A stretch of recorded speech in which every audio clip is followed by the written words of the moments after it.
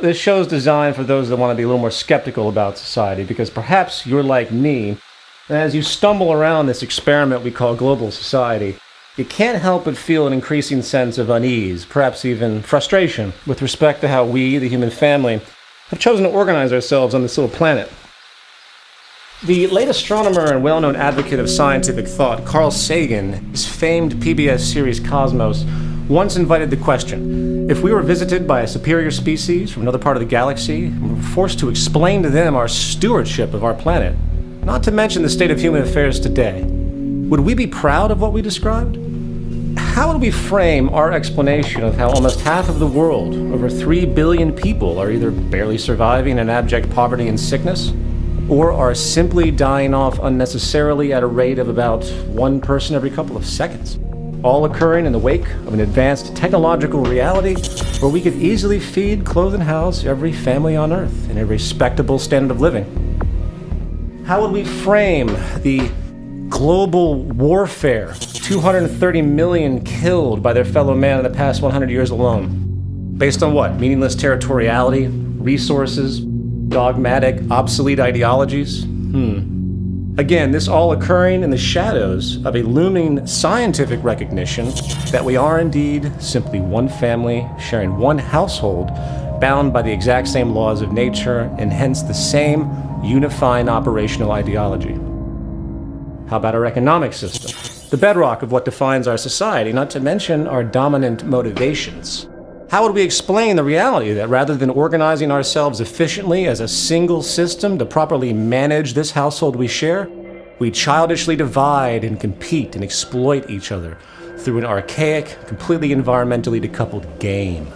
A game, by the way, which not only appears to perpetuate a vast spectrum of social atrocities, but now seems to be further destabilizing society, decreasing our public health. Sorry to say, as an individual, I really don't care what you believe, nor do I particularly respect it. Why? Because I don't really respect what I believe either. There's no evidence to show that any of the traditional values, establishments, or social structures, common practices we have today will be relevant tomorrow. The only thing that appears to stand the test of time is this very notion of change, the ever-evolving understanding of ourselves and the world we inhabit. Perhaps some might think that that's actually the definition of human intelligence. What do you think about that? Less about what we know, more about how vulnerable we are. So when you look out your window, ask yourself, do you see intelligence or do you see dogma? Do you see a culture listening and working to realign itself with the ever-emerging natural orders as they unfold? Or do you see desperately stubborn efforts by many, particularly those in positions of power, trying to keep everything the same to the detriment of the entire human experiment?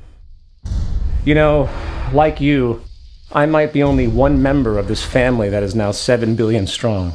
And like most families, yeah, sometimes it's hard for us to agree. But sometimes things get so bad, we need serious intervention. The ACLU, Democracy Now!, Michael Moore, Occupy Wall Street, Annie Leonard, and other intelligent and outspoken activist institutions and figures seeking what they call change all actually operate within the same presupposition. If only we can better regulate monetary and corporate power, we can fix the world. No. I'm sorry to say that until the social premise itself, and hence the fundamental psychological drivers of our economy, imbalance, scarcity, narrow self-interest, exploitation and competition, until those are altered to the extent that the system begins to reward and reinforce collaboration, human and ecological balance, efficiency and sustainability, nothing is going to really change. In a sociological condition where everything is based on advantage over others, what we call corruption today isn't actually corruption at all. It's just business as usual. I mean, seriously, what did you people expect? In an economy where everything is for sale by the very ethic inherent, underscored by the false notion that we can't possibly work together intelligently to benefit all, no level of supposed corruption should surprise any of us.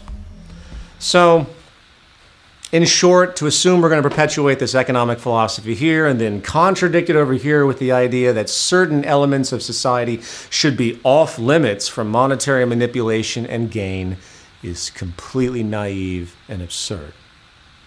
But don't take my word for it. Just sit back and watch the ebb and flow as we move from one set of corrupt, damaging practices to the next. Sure, we'll slowly fix a few issues with our in-the-box thinking, but until the whole system is addressed at its core, unfortunately, it's all mostly a waste of time, and improvement will be very, very little.